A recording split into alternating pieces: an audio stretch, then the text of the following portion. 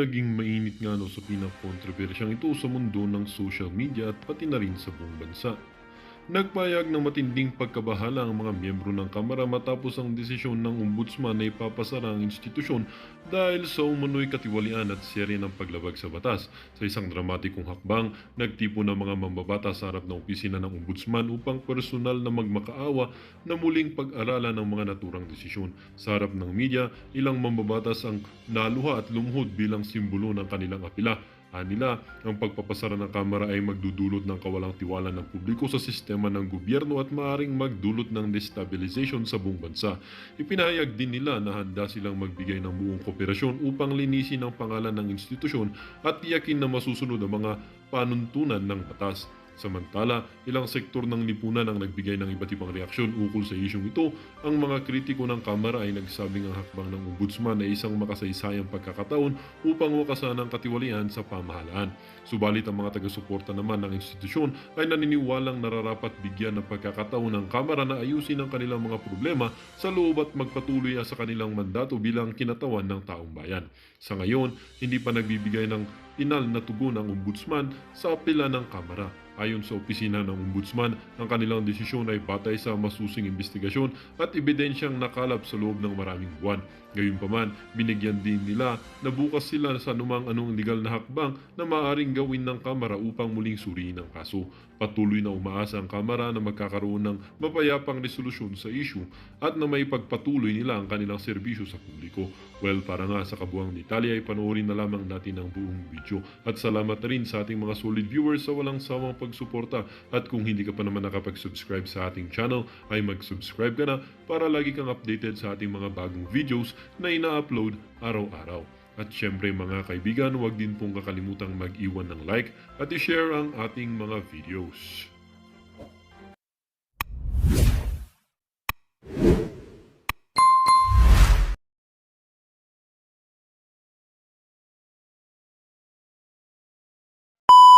Ilang ahensya ng gobyerno para busisiin ang BICAM-approved budget bill. Sabi ng Pangulo, may mga nakita silang insertion sa BICAM-approved Nako. budget na wala naman sa original na proposal para sa 2025. Wala doon sa NEP, wala doon sa National Expenditure Program. Nagkagulatan na lang ho nung nakita ni Marcos Jr. napakaraming siningit nitong si Tambaluslos. Hindi naman ho niya masaway. Di ba? Hindi naman ho siya makapalag dito kay Tambaluslos. So, I want to be very, very sure Nako. that the budget for 2025 is directed at the important projects that we have prioritized, number one. And second, Akala ko bang okay na yung budget? Akala ko bang wala namang problema yung budget. Talagang yaang mga inallocate ng mga bataan mo diyan sa House of Representatives, okay na. Bakit di nyo bakit hindi nyo pa ho pirmahan? Ang problema ho kasi masyado nang napag-usapan sa social media yung kapalpakan ng inyong pinsan diyan sa 2025 budget at yung ang ho talaga dito naging mitya sa problema ng administrasyon na to, yung pagtanggal ho nila ng subsidiya ng PhilHealth. Yun ho talaga kumbaga yung breaking point ika nga.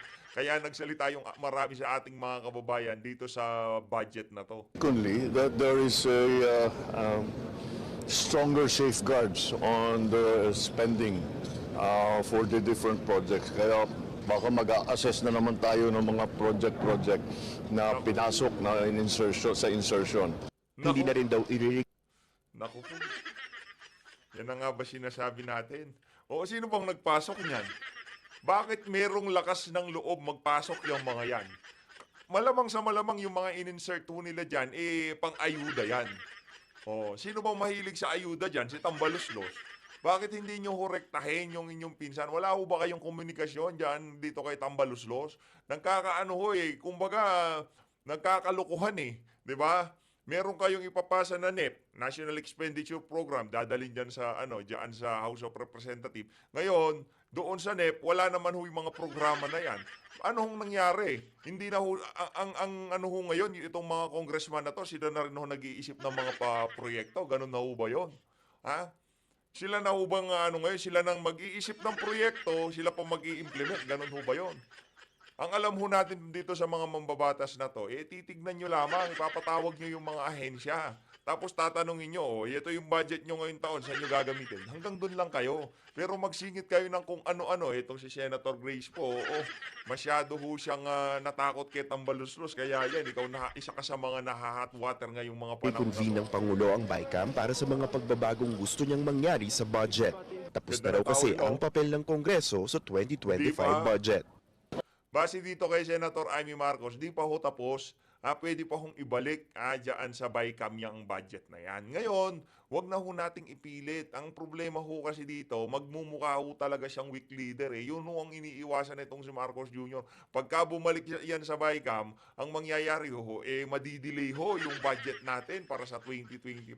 Mas okay na hong madelay kaysa kung ano-ano yung pirmahan nitong mama na to, di ba? Yun ho ang issue dito. Kaysa kung ano pang mangyari dyan, ibalik nyo na lang ho sa BICAM. Pwede naman pala yun. Di ba? Sinabi nitong si Senator Amy Marcos, napakaraming pagkakataon na nangyari yan, na hindi pinirmahan ng presidente, bumalik sa Kongreso kung ano man yung dapat ibalik na yan. Yung budget ng 2025, ibalik nyo na ho.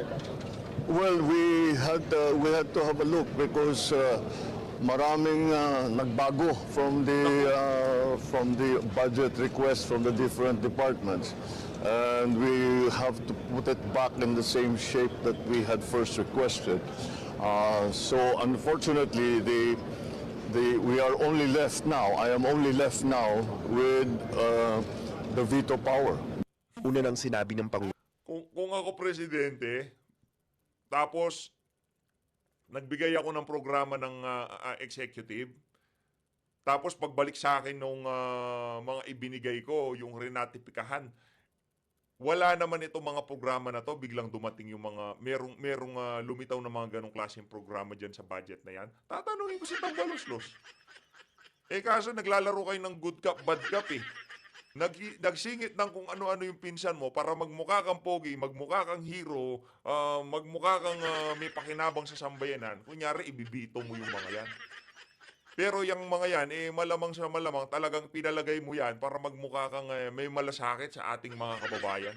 Ang sabi ho nung isang eksperto sa budget, yang daw budget para sa 2025, ang pinakapangit at pinakakurakot na budget sa kasaysayan ng Pilipinas. Ganyan niya ho, ilinarawan niya ang budget na yan. na ayaw niya sanang gamitin ang kanyang veto power. Sa ilalim ng Article 6 ng 1987 Constitution, maaaring i-veto o hindi aprubahan ng Pangulo ang anumang panukalang batas. Pero pagdating sa budget, may tinatawag na line veto o kung saan may bahagi lang ng panukala ang hindi aprobado pero hindi apektado ang kabuuan ng budget bill. Ngayon, target na ni Pangulong Marcos na mapirmahan ang budget bill bago mag-New Year. Naku po, talagang itutuloy ho nitong si Marcos Jr. itong pagpirma na to sa budget, no? Talaga hong hindi niya susundin yung sinabi ng kanyang kapatid na si Senator Amy Marcos. Pwede naman hong ibalik sa BICAM. Ayusin na ho yan sa BICAM. Babaran nila ngayong bago magpasko o pagkatapos ng Pasko. Tapos irekta ho. Sa bagay, wala na rin naman ho yung mga congressman yan. Baka nasa Europa, Amerika, iba't ibang bahagi na ho ng mundo ngayong mga panahon na to. Kumbaga, naka-vacation mode na sila. Ayaw na rin ho nila magtrabaho. Kasi natatakot ho si Marcos Jr. pagka binalik sa BICAM yan, siyempre mapipilitang magtrabaho tong mga crocodile na to, di ba? Yung iba dyan, nasa Europa, nasa Estados Unidos, di ba? Nag-happy-happy na ho yung mga walang yan, ngayong mga panahon na to. Alangan naman, istorbuhin ho nitong si Marcos Jr. Hindi ho pwede yun. Ito, rekta ho tayo dito sa wala daw halong politika, sabi nitong si Robert H. Barbers. Pakinggan natin nitong itong balita na to galing sa News 5. Wala, iyon daw nangyayari ngayon kay dating Pangulong Rodrigo Duterte. Wala daw halong politika. Base dito kay Robert H. Barbers. Pakinggan natin to. Matindi ho ito. Piniit ng mga kongresista na hindi sila namumulitika sa inilabas nilang report na nagre-rekomendang kasuhan sina dating Pangulong Rodrigo Duterte kaugnay ng madugong drug war. Para naman sa International Criminal Court o ICC, wala itong epekto sa sarili nilang investigasyon. Nasa frontline ng balitang yan, si Mayan Los Baños. Nanindigan mismo si Quad Committee Chairman at Surigao del Norte 2nd District Representative Ace Kung umabot ho kayo sa bahagi ng video na to, hindi nyo pa ho na-share ang ating video, paki-share ho at pa-subscribe na ho sa PH Update. Maraming salamat ho. Napakalaking tulong mo niyan. Maraming salamat ho mga kababayan. Barbers na walang halong politika ang rekomendasyon nilang kasuhan ng crime against humanity si dating Pangulong Rodrigo Duterte at ilan niyang kaalyadong nadadawit sa war on drugs. Una nang binatikos ni Senator Bato de la Rosa at Bongo ang report ng Quadcom na tinatarget lang daw sila. Kaalyado raw kasi sila ni Vice President Sara Duterte. Pero depensa ni Barbers, we only follow where the evidence leads us, no? Testimonial and documentary evidence is the basis of our committee report. bago pa Yung testimonial daw, yung testimonial ng mga convict, yung testimonial ng mga individual na nasangkot ang kanilang pangalan sa ipinagbabawal na pulburon. Yung mga individual na merong personal na galit kay dating Pangulong Rodrigo Duterte. Pero wala daw halong pamumulitin. panabuo ang Quadcom na nang mag-imbestiga sa drug war ni Duterte ang International Criminal Court. Pero tingin ni Barbers, baka hindi rin magamit ng ICC ang report ng kanilang komite. I have really no idea if this will help, no, sa kanila. Tayo ay sumusunod lang dun sa polisiya na ibinigay ng ating Pangulo na tayo po ay hindi membro ng ICC. Paglilinaw Pero yung nagtutulak sa issue ng ICC na yan, itong si Antonio Trillanes, todo kayo sa todo kayo maka-entertain sa kanya dyan sa Quadcom. Kaya yung ginagawa pa rin ninyo na yan, mga materialis yan para magamit ng ICC laban dito kay dating Pangulong Rodrigo Duterte. Huwag na ho tayo mag-ungguyan dito, Congressman Robert H. Barbers, niloloko nyo na naman na sambayan ng Pilipinas. naman ni ICC Assistant to Counsel Attorney Cristina Conti, walang bearing o epekto sa investigasyon ng ICC ang anumang rekomendasyong lumabas sa Quadcom dahil hindi ito aktwal na korte. Hindi prosecutor ang Quadcom. Kaya dadaan pa yan sa DOJ ulit. Kailangang malinaw yon na kung sinong tumestigo sa Quadcom ay testigo rin sa isang eventual court trial. Ayon pa kay Conti, mas dapat daw abangan ang gagawin ng Department of Justice sa rekomendasyon ng Quadcom. Kung gumulo Paano yan? Paano yan pagka pinatawag yaang yaang mga itong si Royina Garma dyan sa DOJ. Tapos cross-examine ho siya ng mga abogado ni Tatay Digong. Naku, mahirap yan. Baka maihi sa salawal itong si Royina Garma. Paano yan pagka pinatawag yaang si Asierto o di naman ho kaya yung si Guban, yaang si, anong pangalan nito? Taguba. Pinatawag sila tapos testigo labang kay Tatay Digong. Iko-cross-examine ho siya ng mga abogado nitong si dating Pangulong Rodrigo Duterte. Iko-cross-examine kayo nitong si Attorney Salvador Panelo. Saan kayo dadamputin pag kayo na nag-cross-examine sa inyo? na kasi ang investigasyon ng DOJ, posibleng itigil ng ICC ang sarili nitong investigasyon dahil magiging senyales ito na gumagana ang judicial system sa bansa. Pero hindi basta-basta na, okay na tayo, alis na tayo guys. Magpapa-comment yan sa mga biktima kung ano ang pananaw nila. Pwede ding magpa-comment sa Philippine government. Nagbabalita mo Yung ali na yun, isa ho yun doon sa mga pinapatawag na resource person, no? Na naninira kay dating Pangulong Rodrigo Duterte. Hindi naninira, bumabanat kay dating Pangulong Rodrigo Duterte.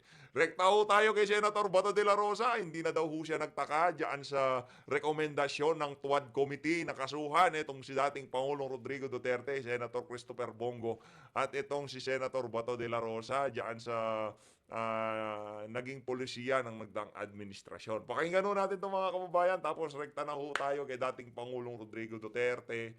Meron ho siyang speech kanina, kahapon pala. Meron ho siyang speech na kung saan pinakilala niya ho yung mga kamag-anak niya, yung mga apo niya, yung anak etong si Mayor Baste, sa mga nakausap niya dito sa piging na to. Di natin alam kung anong klaseng okasyon yun, pero basta nandun si Tatay Digong, kahit di natin maintindihan, pinapakinggan natin yan. Game! Nagulat ni Senator Bato de la Rosa ang recommendation ng House Quad Committee na kasuhan siya kaugnay ng drug war noong Duterte administration. Sa isang panayam, sinabi ni de la Rosa na handa siyang harapin ang kaso oras na maisampa ito sa Department of Justice. Base sa report ng Quadcom, pinakakasuhan si de la Rosa ng Crimes Against Humanity kasama si dating Pangulong Rodrigo Duterte, Senador Bongo at ilang opisyal ng pulisya. Para doon sa mga witness ha, yung ihaharap na witness laban dito kay Senator Bato de la Rosa at dito kay Senator Bongo, yang si Ruy Nagarma lang naman yung mga yan eh. Siguraduhin nyo na ayusin nyo yung mga testimonya nyo ha. Wala nang magbibibing congressman sa inyo dyan sa DOJ. Sa korte, walang baby sa inyo dyan. Walang yung tipong bibigyan kayo ng pagkakataon na magsalita. Iba ho yung environment ng korte, kaysa dyan sa Quadcom na yan. Pagdating sa korte, hindi ho pwede yung mga walang kapararakang akusasyon. Higa nga, dapat lalatagan mo ng ebidensya yan. Iniwala rin si Senator Bato na may kinalaman daw ito sa impeachment ni Vice President Sara Duterte. Ito talagang gano'n kanilang pakay na talagang i-demolish ang Duterte at kanyang mga kaalyado. Next Congress, ituloy-tuloy na yung kanang wala nang harang dito sa Senado sa impeachment na nagagawin kay BP Sara. Samantala, ayon naman sa lead chairperson ng Quadcom na si Surigao del Norte Representative Ace Barbers, sinusundan lang nila ang ebidensyang nakahain at testimonya ng mga testigo. Kaya nga merong endorsement o recommendation to investigate this further by the agency concerned. At kung talagang mahina ang ebidensya, it is not the Quad that will determine that. It is the perhaps. Hindi naman kasi yun. Ito naman si Congressman Ace Barbers, nagtatanga-tangahan na naman eh. Naging congressman kayo. Ang usapan ho dito, yung naging kumbaga summary o binagsakan ng inyong investigasyon dyan sa Quadcom, tama ang hinala ng marami sa ating mga kababayan na ang Quadcom na yan, pandemolish talaga sa mga Duterte at sa mga taga-suporta ng mga Duterte. Yun ho yun. Perhaps the courts that will determine that. Mga kapatid, ako po si Ayun na nga mga kababayan, itong si Madam Ruth Cabal yan. Ayun na nga, maraming salamat ho. Yan kay Ma'am Ruth Cabal. Palakpakan ho natin yan si Ma'am Ruth. No? Palakpakan natin. Dito sa bahagi ng video natin na to, pakinggan ho natin ang isa sa kanilang inaakusahan ng kung ano-ano. Itong si dating Pangulong Rodrigo Duterte. Pakinggan ho natin ang kanyang speech. Ito ho, pakinggan natin. Ug daghang sakyanan, daghang nakapalit na ako. May kwarta na. Davao, si Lambok, building ito, building na rin. Pero kapit ka ng translated, ang makinabang ani inyong mga anak na ilang oportunidad sa ilang pagtrabaho, eskwela, kaya sila mga ito, mga tunay, ekonomiya na istoryahan. So, ataw na lang yung we maintain the situation. Gwapo man, nakita mo, umitan ako, if it ain't broken, why fix it? Wa man po maguba ang among pagdala rin sa inyo, ang among pagdala sa pang-gobyerno, nganong inyo mong putlon. So, muna akong hangyo. Karon, og kaming pamilya Duterte nangawat, nangurako, tanan, kita man mo, ang pagkaroon ng akong bahay, sukad di adtong pagka-vice mayor, ikan sa taal nga itong gibaha, na ang akong balay karon sa Doña Luisa. Nigawas ko pagka-presidente, nisod ko balik pagka-magapong ang sitwasyon. Di na lang kumaingon, pero ang among pagdaas sa syudad, kinasing-kasi yung tinarong. May mga rakot, may mga awat, may nakita, may mga transaksyon, ang amo, trabaho na yun. Servisyong Duterte. Service. So, muna karon, dagan ko, ako manggod tiguang na. Hindi man ko tiguang, yung mga patindog ka rin ako.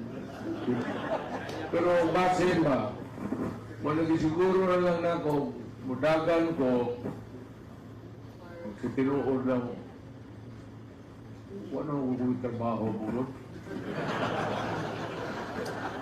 Tinuod lang. Unya, ginan tamo, wala kami negosyo. Pangita mo negosyo ng Isdabaw nga Duterte, basig isa-isa. So ako na ako yung sweldo. Dahil silo, retirement. Pero medyo kulang, wala tayo pang extra niya. Ang retirement, tuan sa asawa, pwede paita. Tagaan ka lang po sa, hindi, pwede siya may padang pamalingkin, may bata. Naman sila'y ipsuon sa kaduang asawa na po. Naman tayo mahimo diya. So, ako na lang paspason pag-istorya, murag ni hatang ko og signal sa inyo karon na udagan ko pagka mayo. Unya, ako para sigurado yun, ng Duterte lang yapong mabili magtigok ko, ang ulingan basta diya ka lang sa likod, sa alam kay matumban ako, ikaw lang gihapon, total, mayor lang kabalaan. Muna lang na may akong proposal ninyo, mayor ko, ang akong anak, vice mayor, ang mudagan pagka congressman sa 3rd District, si Umar, akong apo na ni. Second District. O sa... Ang tindi ng sapatos ni Tatay Digong, makabili nga ng ganyan para parehas kami ni Tatay Diggs. No? Makabili nga ng ganyan na sapatos yan. 1st District, si Kuan Malangyapon. Pulong. Wala ko rin ang boss, kakais pulong. So siguro siyang kapas gawas. Mula yun, Cebu Christmas, daang iyang pamilya. Dapat di na magdagdag yung pamilya na rin. Dili ko na panahon na yun. Tama na na. Ayaw na ko. Kamu ba? Kamu mga barangay captain. Bawang ko na akong barangay captain na tagdugay pamilya. Ayaw na. Kung po lang,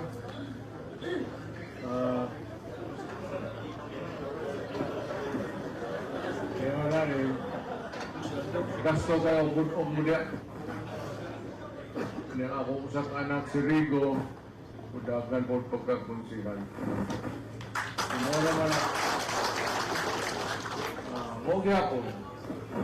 Ako, stricto ko, basta pang gobyerno, basta ang inyong pag-istorya ka, there will never be time mag-istorya ta sa City Hall, sa akong balay o sa gawas. So mag-istorya ta o mali. Kana di na may tabo. Kita kinabuhi tama o mali. Diri lang tas tama. Diri lang tas tama. Kay anak kinabuhi. So, ako, mayor, mo gyapon, stricto gyud ko sa tanan, sa pinagdisiplina. Pero pa yung sa kaayuhan sa lungsod, wala ko'y problema. Kung kaayuhan sa atong isig katao, wala ko'y problema. Ana, gina. Mo gyapon, akong batasan na, at pag-abot pagka-presidente, o ganito pa, mauna na. Pero ato pang maningkamot sa akong 3 years, di man mada. Pero og masunod-sunod din nga ma-mayor niya ako, masunod mayor yapon pinsas mga Duterte. Atong mangita na tagpaagi kung saan nato pag buslot og mga dalan. Kung ano, lisudan kayo. Kung kita kayong pasulod nila sa gikan sa saksa. Sa panakan pa lang tubig ang baita na. Mupod nga rin. So, muna na solusyon na. Kasi muna na atong trabaho. Wa nila ay muna na itong panitumutan. Ang atong sa una to paglihok nga rin dapat. Total, ang kwarta sige nagsulod building, trabaho na sa atong mga anak. Ito na ng panigwa. So, marami kasulti siguro ninyo. Kung gawaton ba ninyo ang akong pagkatao, pagkapolitiko, hangyo ko ninyo, udagan ko, tabangan ko ninyo. Para pag-ibig siguro, ang akong anak, imuan na niyong vice mayor, karon komportable ko. Komportable ko ang simba ko, mabangungot ko, magbong ko yung plano. Sigurado. Magbong ang gina, masaya mo na inyong tinumbagan. Kumbaga, itong si Mayor Baste, na ano niya, na-meet niya yung expectation ni Tatay Digong, kaya ginawa niyang Vice Mayor. Kung sakaling merong mangyari sa akin, si Mayor Baste. Sige na. Pero, kaya ba itong akong one? Di na magdugay kay naapog ko'y mga kaistorya. Di ko makaklaro karon yung istorya, pero dili gwapo ang panahon. Basig mo kalit lang yung baliktad. Pero kitang sa ubos, wala tayo lahat. Pero kaya na mag-istorya na ako, presidente ko. So, muna ko ninyo kay gusto ko masinasabot mag-istorya sa mayor. Amot lang o magakuan ang lugar mas pulong. Kasi gusto ko sila mag-istorya. Kumalang sila sa istorya in life. Pero ganit ni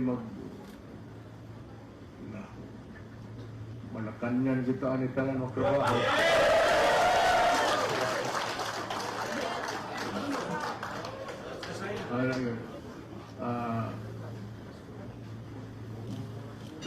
Dali ra.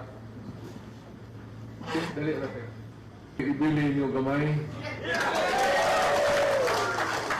Dili mo ni dako, dili kapalit og balay.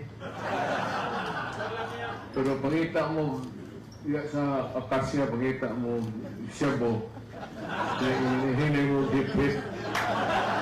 Mahor ka mo pagpatay. Na ako ibilin na kuanan nila. Muna akong gamay lang god may wala na ko yung trabaho Pinagod ka tuig na kaya apilo na sa akong apilo na sa akong retirement ko.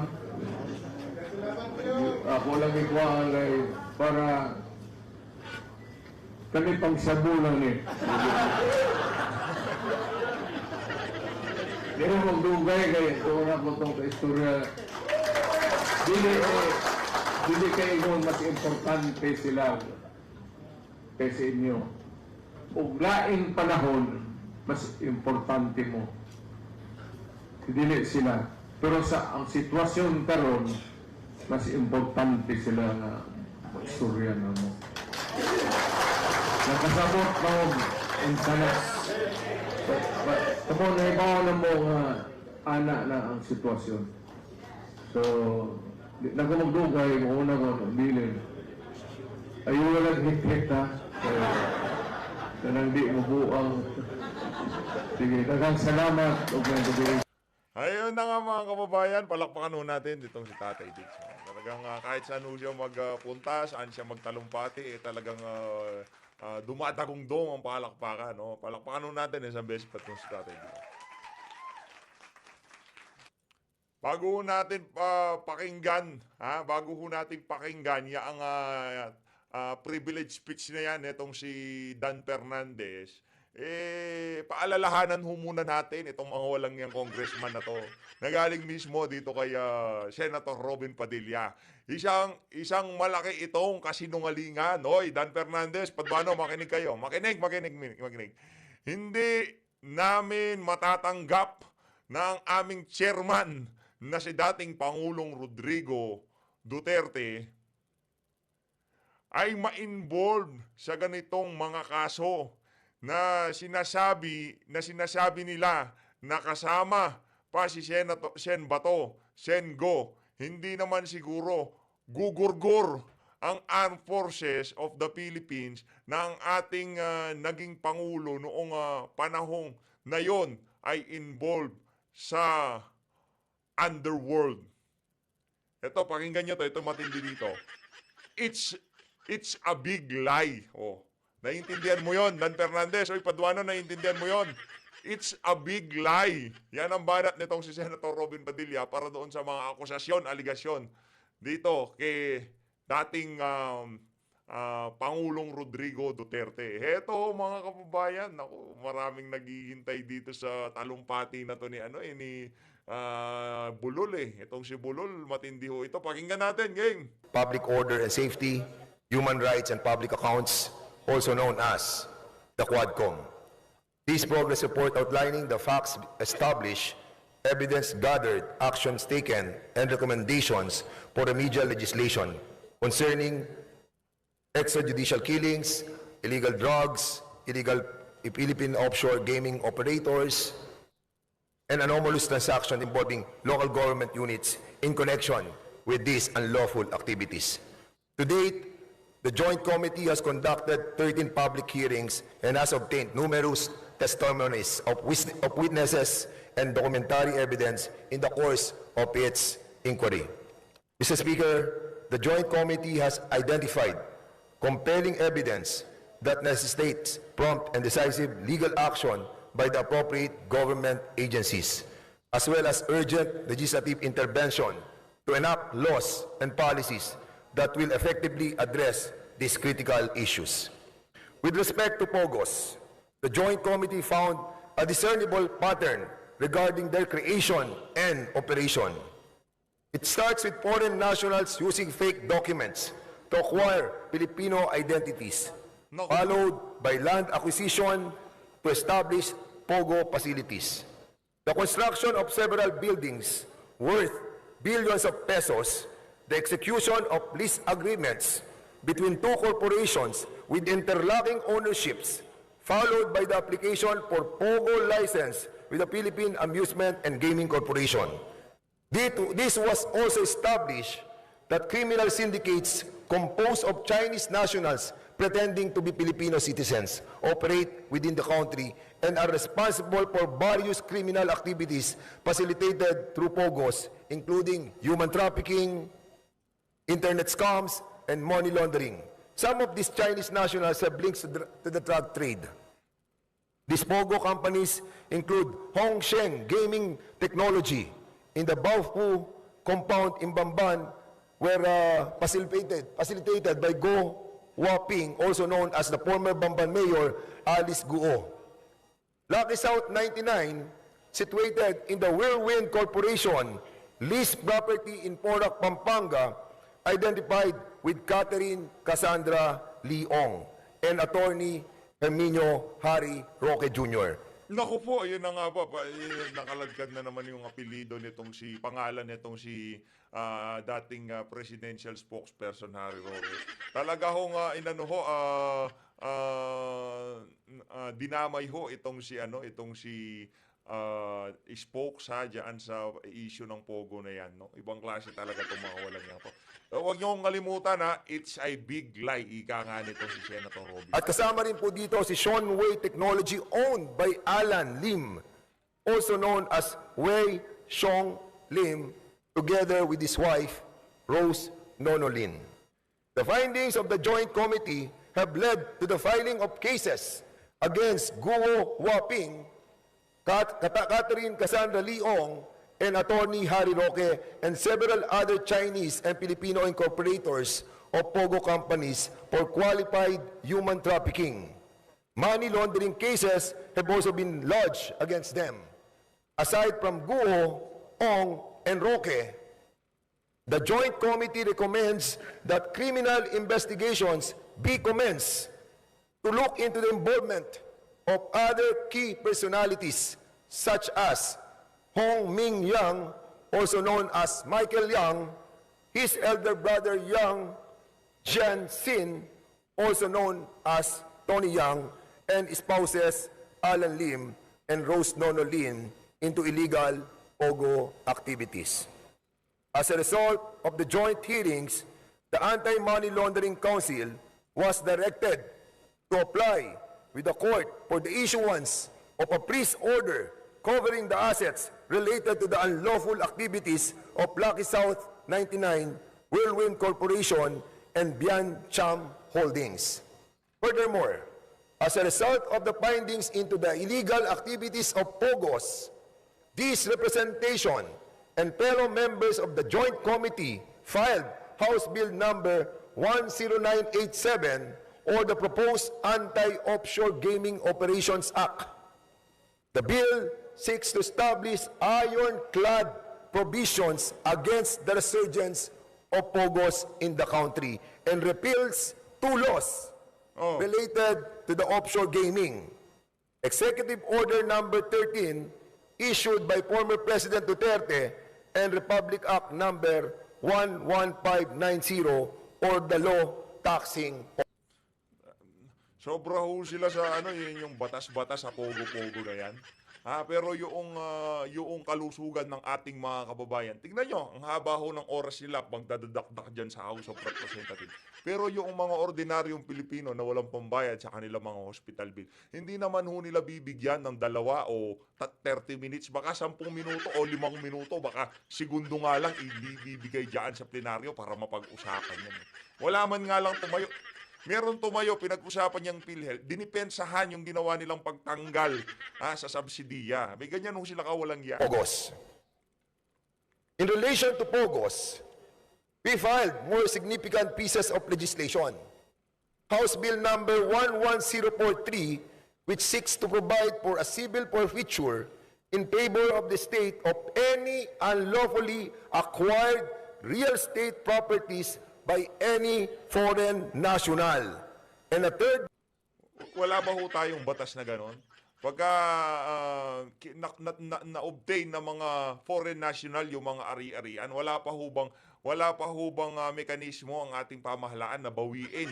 Illegal nga Illegal nga na-acquire ng mga foreigner, kahit nga Pilipino Pagka illegal mong na-acquire yan, baka kunin sa'yo yan ng kung sino-sino, di ba? Ito talaga di natin malaman.